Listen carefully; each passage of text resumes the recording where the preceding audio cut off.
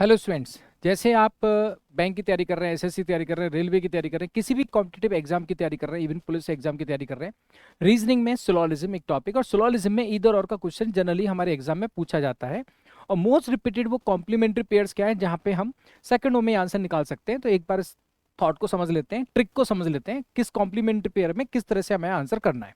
Right, तो यहाँ पे देखिए मैंने एक स्टेटमेंट लिया है, उसके बेसिस पे 4 केसेस बनाए। राइट, ये स्टेटमेंट है सम ए आर बी, ए का कुछ पार्ट बी है, बी का कुछ पार्ट सी है, और सारा सी क्या है, क्यू है। अब एक बात सुनिए, ए और क्यू के बीच में जो रिलेशन है वो सारे के सारे क्या होंगे, डाउटफुल होंगे। ए और क्यू के बीच में आप कुछ भी कंफर्म नहीं कर पाओगे, चाहे पॉजिटिव हो चाहे नेगेटिव हो, सारे रिलेशंस डाउटफुल होंगे, नथिंग इज डिफाइंड। राइट, सो यहाँ पे 4 केसेस मैंने बनाए हैं पर्टिकुलर एक ही स्टेटमेंट के रेस्पेक्ट में। ए और क्यू के बीच में रिलेशनशिप क्या है, डाउटफुल है।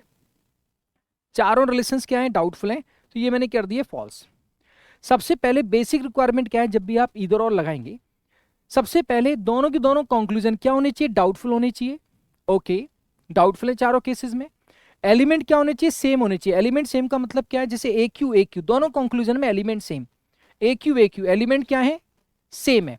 एक कंक्लूजन पॉजिटिव होना चाहिए, एक नेगेटिव होना चाहिए। नेगेटिव नेगेटिव में इधर और नहीं लगेगा, पॉजिटिव पॉजिटिव में नहीं लगेगा। एक पॉजिटिव और एक नेगेटिव हो।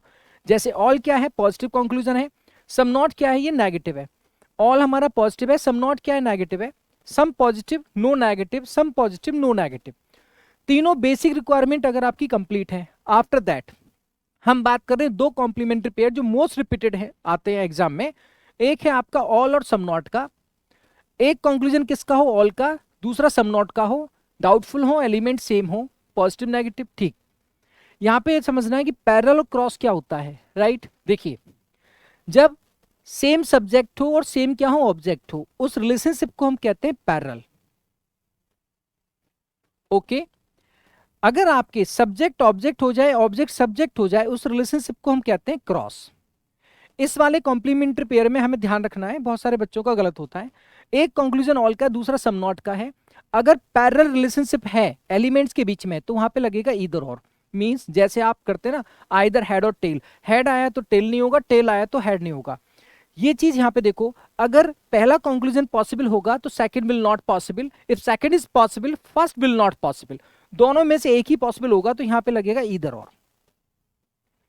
ठीक है, अच्छा क्रॉस में यहां नहीं लगता है। मैंने यहां पे क्या लिखा है, ऑल सम नॉट का कॉम्प्लीमेंट्री पेयर है, एक कंक्लूजन ऑल का, दूसरा सम नॉट का, क्रॉस रिलेशनशिप है, तो आइदर और मत लगाना, क्योंकि ये दोनों की दोनों एक साथ क्या हो सकते हैं, संभव। सारा ए क्यू हो और क्यू का कुछ पार्ट ए ना हो, दोनों की दोनों एक साथ पॉसिबल हो सकते हैं। इट मींस यहां क्रॉस में ऑल सम नॉट में आपको इधर और नहीं लगाना है।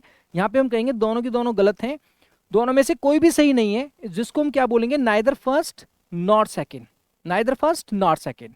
ये समझना, सम और नो में कोई फर्क नहीं पड़ता, चाहे वो पैरेलली जुड़े हों या क्रॉस में जुड़े हों। क्यों, जैसे नो ए इज क्यू और नो क्यू इज ए, एक ही बात है। यहां चाहे पैरेलल रिलेशनशिप हो या क्रॉस हो, दोनों ही केसेस में क्या आएगा, इधर और। तो सम और नो में आपको क्रॉस और पैरेलल चेक नहीं करना है, सिर्फ एलिमेंट सेम होने चाहिए। बट ऑल सम नॉट में पैरेलल है तो इधर और है, और क्रॉस में है तो नहीं है। ठीक है, तो ये ट्रिक आपको काम करेगी आपके एग्जाम में। कभी भी अगर इन पर बेस्ड कोई भी स्लॉक का क्वेश्चन इधर और का आएगा तो आप आसानी से कर सकते हैं।